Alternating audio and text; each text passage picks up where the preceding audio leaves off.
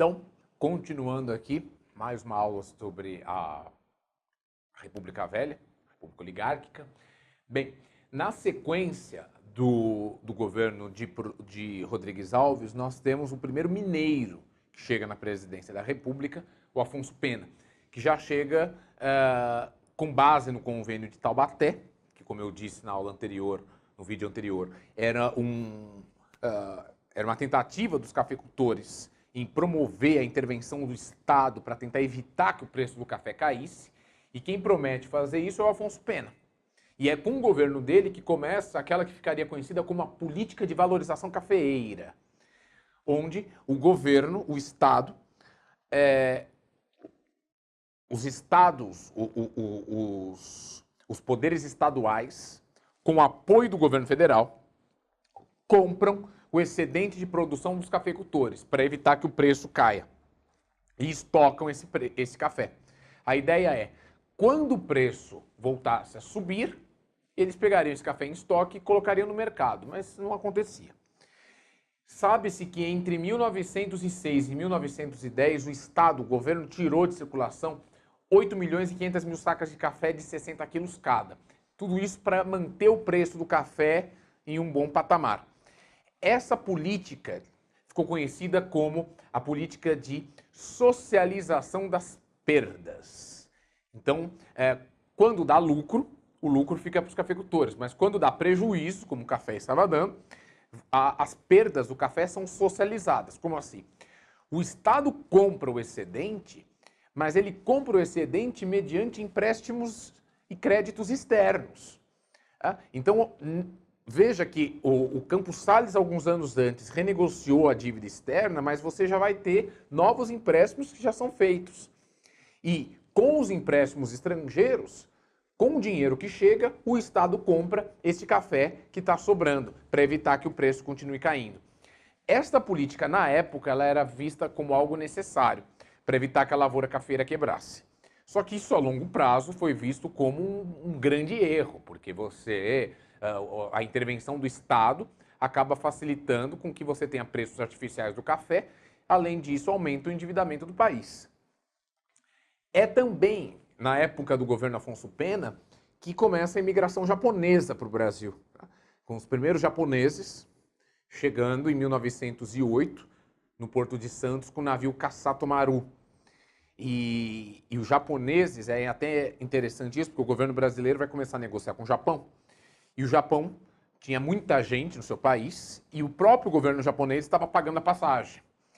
E os brasileiros vão começar a ver o Japão como a Europa da Ásia, país mais desenvolvido, país mais ocidental da Ásia, e também começavam a ter problemas com os italianos, com os portugueses que chegavam aqui, porque muitos desses imigrantes começavam a trabalhar nas fábricas que já iam se desenvolvendo em São Paulo e no Rio de Janeiro, e muitos deles se envolviam em greves, em manifestações operárias, que era o que as autoridades republicanas não queriam, que era esse imigrante, vamos dizer, esse imigrante problema, esse imigrante que entra em movimentos sociais.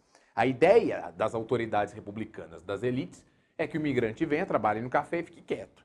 Mas não é o que vai acontecer, porque volta aquilo que eu falei nos vídeos aí atrás. O imigrante vem para cá com um projeto de enriquecimento, só que aqui ele vai bater de frente com as agruras na vida brasileira. Então, custo de vida, dificuldade com salário, com moradia, etc. Isso vai começar a ter reflexos e movimentos sociais. Inclusive, em 1907, o governo brasileiro aprova a Lei Adolfo Gordo, que estabelece a possibilidade de expulsão de estrangeiros que se envolvessem em greves aqui no Brasil. O argumento era o seguinte, o argumento das elites republicanas. Vocês, imigrantes, são hóspedes aqui no Brasil. Então, vocês devem viver como hóspedes. Vocês têm que aceitar as regras dos donos da casa. Então, segundo as elites republicanas, o brasileiro é calmo. O brasileiro não fica fazendo reivindicação. Então, vocês também não vão fazer. Se começarem a fazer, são presos e mandados de volta para o país de vocês. E quando era o brasileiro que se envolvia em manifestações contra a República, revoltas, greves, etc. Além das prisões, havia uma possibilidade de desterrar essas pessoas. O local que foi usado pela República como um lugar de exílio de brasileiros, inclusive foi chamada de a Sibéria do Brasil, foi o Acre, que era o local onde você ia, mas não voltava mais. Se embarcava no Porto do Rio, o navio ia até Belém do Pará, de lá pegava o rio Amazonas, os seus afluentes, e a pessoa entrava no Acre, de lá não conseguia sair, porque estava no meio da floresta amazônica. Então era uma forma que o Brasil tinha de povoar um local remoto, onde as pessoas não iam por bem, então iriam por mal. Então você tem esses mecanismos que foram utilizados durante a Primeira República. Bem, em 1909, Afonso Pena foi o primeiro presidente a morrer no mandato, dentro do Palácio do Catete. O presidente morre, já tinha uma idade avançada.